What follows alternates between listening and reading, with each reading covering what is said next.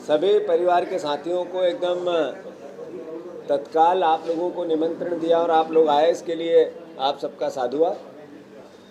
हमारे साथ आदरणीय हमारे मीडिया विभाग के हमारे सीनियर साथी भूपेन गुप्ता जी, आदरणीय के मिश्रा जी, आदरणीय हमारी भाभी विभा पटेल जी। मध्य प्रदेश में भारतीय जनता पार्टी एक राजनीतिक दल के साथ साथ जिस तरह के क्राइम में इन्वॉल्व होने लगी है, जो लोकतंत्र के लिए खतरा है। गृह मंत्री आदरणीय नरोत्तम मिश्रा जी को नरेंद्र मोदी जी ने कहा एनसीआरबी के आंकड़ों के रिजल्ट के रूप में कि सबसे निकम्मा गृह मंत्री मध्य प्रदेश का है।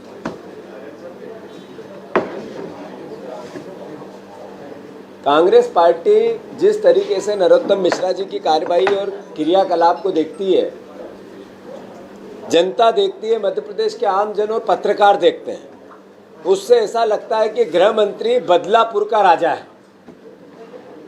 आप देखो, इस बदलापुर के राजा से न ढोल बजता है न बाजा बजता है। सिर्फ कांग्रेसियों से कैसे बदला लेना है इस पर काम करता है। और एनसीआरबी के आंकड़े बताते हैं कि मध्य प्रदेश क्राइम में देश की राजधानी बन गया है। आप देखो कि इस बदलापुर के राजा ने मुरारीलाल गुप्ता, जो कोविड से अब ईश्वर के पास चले गए, इनके प्रतिद्वंदी थे दतिया में, उनसे बदला लिया। राजेंद्र भारती, जो कांग्रेस के प्रत्याशी थे, इनके खिलाफ चुनाव लड़ते थे, गृह मंत्री के पद का दुरुपयोग कर पर उन पर कार्रवाई की। घनश्याम सिंह जी, वहीं के विधायक है दतिया के, उन पर कार्रवाई की। लोकल कांग्रेसियों पर सैकड़ों मुकदमे लगाए। क्या गृह मंत्री का दायित्व मध्य प्रदेश में क्राइम बढ़ाना है? एक वीडियो आया था, उनके ही कार्यकर्ता को वो कहते हैं कि गोली बंदूक पिस्टल तो दिला देंगे पर एक आदमी के पे गोली चलानी पड़ेगी। इस तरह की मानसिकता का गृह मंत्री क्या गृह मंत्रालय संभालेगा? ये मध्य प्रदेश के लिए आज प्रश्न चिन्ह लगा है और यही मध्य प्रदेश की चिंताओं का विषय है। 6000 से ज्यादा कांग्रेस पार्टी के कार्यकर्ताओं पर मुकदमे इस एक साल में लगे। 6000 से ज्यादा, 2500 से ज्यादा युवक कांग्रेस के साथियों पर मुकदमे लगे हैं। हमारे तमाम प्रवक्ता जो इनकी कमियों को, खामियों को, इनकी नाकामियों को बताते हैं, उन पर किसी न किसी रूप में ये मुकदमे लगाते हैं।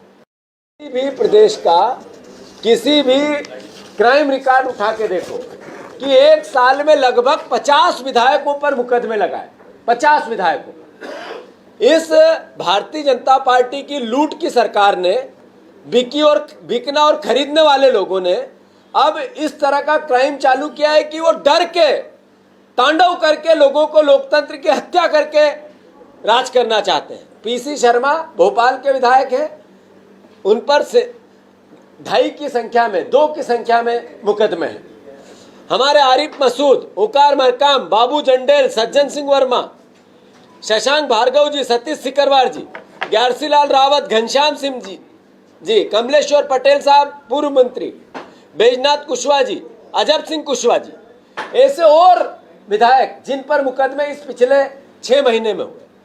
इस हद तो तब हो गई जब हमारे गृह मंत्री आदरणीय बाला बच्चन को कहा कि तू कैसे आ गया मुझसे मिलने। कलेक्टर ने बोला पूर्व गृह मंत्री को, एसपी ने बोला। क्या इस तरह का लोकतंत्र चाहते हैं मध्य प्रदेश की जनता? इसलिए लूटी थी सरकार। संजय शुक्ला, विशाल पटेल, इंदौर के तमाम कांग्रेसियों पर 3-3 बार मुकदमे। क्या चाहती है ये सरकार? कांग्रेस पार्टी के कार्यकर्ताओं पर लगातार मुकदमे करके ये क्या बताना चाहती है? आप देखो, डोल 11 के कल जुलूस निकलने थे, वो प्रतिबंधित, पर जन दर्शन चालू। आप देखो कि गणेश जी के विसर्जन का या गणेश जी के चल समारोह या गणेश जी की प्रतिमा का अनावरण या स्थापन या उनकी स्थापना, वो बंद, उस पर प्रतिबंध, और जन आशीर्वाद चालू। ये क्या संदेश देना चाहती है ये सरकार कि हम कोई मर्यादा नहीं मानेंगे, हम ऐसे ही हैं, लुटेरे? तो मध्य प्रदेश की जनता इनके खिलाफ धीरे धीरे मानस बना चुकी है। इन लुटेरों को सबक सिखाएगी। इनने हद तब की जब आदरणीय कमलनाथ जी ने कोविड की मौतों का आंकड़ा देश और प्रदेश के सामने रखा, उन पर एफआईआर। दिग्विजय सिंह जी ने कहा आप महंगाई बहुत हुई, महंगाई की मार, अब न चलेगी मोदी सरकार, उन पर एफआईआर। आप देखो कि राहुल गांधी जी ने यह कहा कि यह निकम्मा गृह मंत्री जिसके राज्य में 1043 जबरिया अपहरण शादियां हुई इस मध्य प्रदेश में के आंकड़ों में 1043, 7,000 से ज्यादा बच्चियों पर बलात्कार, आदिवासी बच्ची इसमें सबसे ज्यादा। तो ये बेटी जिस देश में देवी स्वरूप मानी जाती है उनके हालात ये हैं। तो राहुल जी ने कहा बेटियों का अपमान हो रहा है इस देश और इस प्रदेश में, तो उनके खिलाफ एफआईआर लिखाएंगे। और उल्टा उनके कुछ विधायक जिनका मानसिक संतुलन गड़बड़ा गया है, वो रोज कुछ न कुछ बयान ऐसे देते हैं जिससे जैसे लगता है कि ये जनप्रतिनिधि बनने लायक ही नहीं है। मध्य प्रदेश का काला चेहरा करते हैं, शर्मसार करते हैं देश भर और दुनिया भर में। हमसे पूछते हैं लोग, आपसे पूछते हैं कि ये क्या आपके मध्य प्रदेश के विधायक हैं? ये कुछ भी अनाप शनाप बकते हैं। कुछ ऐसा काम जो देश की और प्रदेश की और जनता की भलाई के लिए हो वो क्यों नहीं करते? क्यों बात नहीं? नीतियों के लिए विधायक बनता है, नियम और कानून के लिए विधायक बनता है, वो काम ही नहीं है। सिर्फ प्रोपोगेंडा और डिस्ट्रक्टिव एक्टिविटी, इसके लिए विधायकों का काम करने का तरीका इस सरकार में बन गया है। भारतीय जनता पार्टी के विधायकों का इन्होंने दर्ज किया, जिसमें अभी वो वीडियो आपके पास है। इसमें एक व्यक्ति जिसने मेरे खिलाफ एफआईआर दर्ज की, चेतन यादव, क्या नाम था? उत्तम यादव। उन्होंने लिख के दिया कि मुझे कोई एफआईआर नहीं करनी। पहले दिन थाने में, पहले तो थाने में उनको जबरदस्ती भेजा गया। एक जनप्रतिनिधि का और एक अधिकारी कर्मचारी का एक रिश्ता होता है। वो रिश्ता कभी प्यार का होता है, कभी सख्ती से बात करने का होता है, कभी इंस्ट्रक्शन दे के आगे गलती मत दोहराना, इस तरह का होता है। ये बातें रोज व्यवहार में आती है और हर क्षेत्र में आती है, आपके जर्नलिज्म में भी आती है। आपसे ऊपर जो संपादक है या आपके मीडिया हाउस के लोग हैं वो आपको भी कहते हैं हमें ये अच्छा करना, ये अच्छा करना, ये अच्छा करना। तो अगर कोई कर्मचारी को मैंने कोई दिशा निर्देश दिए और पिछली गलतियों को बताया और आगे गलती न दोहराने के लिए इंस्ट्रक्ट किया, तो मैंने कोई अन्याय नहीं किया। मेरा काम है, जनता ने मुझे चुना इसके लिए। तो उस अधिकारी को जबरदस्ती थाने भेजा भारतीय जनता पार्टी के नेताओं के दबाव में। जब वो वहां गया तो लिख के दे के आया कि मुझे कोई एफआईआर नहीं करनी, मुझे कोई एफआईआर नहीं करनी। मैं फिर वहीं से वो निकल के एक दिन पूरा चला गया। पुलिस अधिकारियों से, मीडिया के विभाग के लोगों ने पूछा, एसपी से पूछा, सीएसपी से पूछा कि क्या हुआ, तो उन्होंने भी वक्तव्य दिया जिसके वीडियो अभी हम जारी कर रहे हैं कि हमें कोई एफआईआर नहीं करनी। उन्होंने कहा कि मुझे कोई एफआईआर नहीं करनी और लिख के देके गए उत्तम यादव। पुलिस विभाग के अधिकारियों ने वर्जन दे दिया।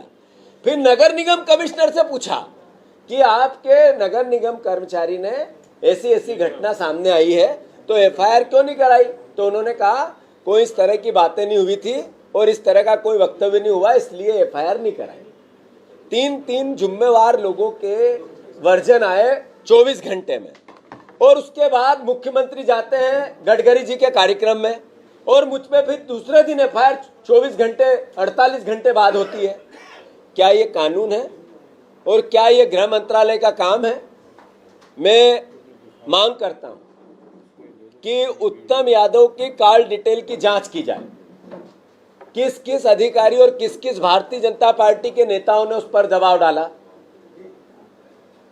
उत्तम यादव से बार बार बात करने का क्या कारण हो सकता है नेताओं का, जिसने एक एफआईआर कराने से लिख के मना कर दिया? वो भी उनका कागज भी देते हैं, जो लिख के मना किया वो भी उनकी डिटेलिंग देते हैं। तो उनकी जांच की जाए। मेरी जहां तक प्रश्न है, हम कांग्रेस के लोग हैं, कानून को मानने वाले हैं और कानून के सम्मान के लिए हमेशा कभी न पहले पीछे हुए हैं न आगे पीछे होंगे। मैंने एक चिट्ठी लिखकर आईजी से कहा है कि मुझे आप पहले ये इस तरीके से ये प्रकरण नहीं बनता है और प्रकरण की जांच करके इसको निरस्त करना चाहिए। साथ ही मैंने कहा है कि जब भी आप कहोगे तब मैं जहां कहोगे उपस्थित होने के लिए तैयार हूं। जब पुलिस कहेगी मैं उपस्थित होने के लिए तैयार हूं। परिस्थिति में मध्य प्रदेश के परिवारजनों से अनुरोध है कि ये बदला लेने वाले लोग, ये घृणा करने वाले लोग, ये नफरत फैलाने वाले लोग, ये कानून और संविधान का मजाक उड़ा के उसका दुरुपयोग करने वाले लोग, इनको आप लोग देखें, समझें और जांच करें। और मैं भारतीय जनता पार्टी और शिवराज सिंह जी से कहना चाहता हूं कि शिवराज सिंह जी, आपने कांग्रेसियों पर 6000 मुकदमे लगाए। आपने इससे पहले 5000 मुकदमे किसानों पे लगवाए थे, तब भी आप हारे थे। आप 6000 नहीं 60,000 मुकदमे लगाओ।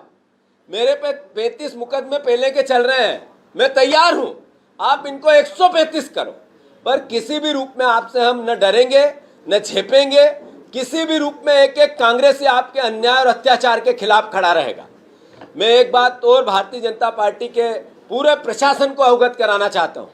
कांग्रेस के कार्यकर्ताओं पर, नेताओं पर इस तरह की आपकी हठधर्मिता चलती रही, ये तांडव चलता रहा, दुरुपयोग कानून का चलता रहा, तो आप जो अधिकारी कर्मचारी इसमें संलग्न पाता है अन्याय करने में, संविधान का दुरुपयोग करने में, उसका भी आप गिनते जाना कि आप पाप कर रहे हो और उस पाप के भोगी हो और पाप की सजा मिलेगी आपको। मैं फिर से विनम्रता से, ये एफआईआर से कोई कांग्रेसी डरता भी नहीं है, जेल जाने से भी कोई कांग्रेसी नहीं डरता है। जेल की यातनाएं सह के हमने देश आजाद कराया, तो हम लोग अंग्रेजों से नहीं डरे तो इन चोर और उचक के सत्ता के लुटेरों से कैसे डरेंगे? ये बात हम सबको समझ में आनी चाहिए। हम पूरी विनम्रता से संविधान का पालन करेंगे, पूरी विनम्रता से जो कानून कहेगा, जैसी भावना होती है, संविधान हमने देश बनाया है, हम देश के कानून को मानकर पूरी प्रक्रिया का निर्णय लेंगे। मैं आप सबसे अनुरोध करता हूं, पहले ये तीनों वीडियो देख लें 1 मिनट के लिए। तैयारी है भैया? संबंधित थाना क्षेत्र के हैं, इन्होंने कहा कि हमें आवेदन मिला कि किसी प्रकार का कोई एफआईआर नहीं बनती है, और संबंधित व्यक्ति ने, यादव ने कहा कि मैं कोई एफआईआर नहीं करना चाहता हूं। ये पहले दिन की घटना है। फिर उसके बाद कमिश्नर ने कहा, ये इंदौर नगर निगम कमिश्नर ने, कि किसी भी प्रकार की कोई एफआईआर बनने की परिस्थिति नहीं थी, सामान्यतः बातचीत थी और सामान्यतः बातचीत की उसके आपस में सॉल्यूशन हो गया, ये नगर निगम कमिश्नर ने कहा। फिर तीसरा, ये आपको वीडियो दे रहे हैं, ये उसी व्यक्ति ने कहा कि मैं किसी भी तरह की कोई कार्रवाई नहीं चाहता हूँ। फिर 3 दिन बाद इसी व्यक्ति से फिर आवेदन दिलाया गया, जो अपने आप में ये बताता है कि ये सरकार और ये व्यवस्था बायस्ड है। ये सारी एविडेंस जितने भी हम आपको अभी सर्कुलेट कर रहे हैं, अब कोई सवाल हो तो पूछो।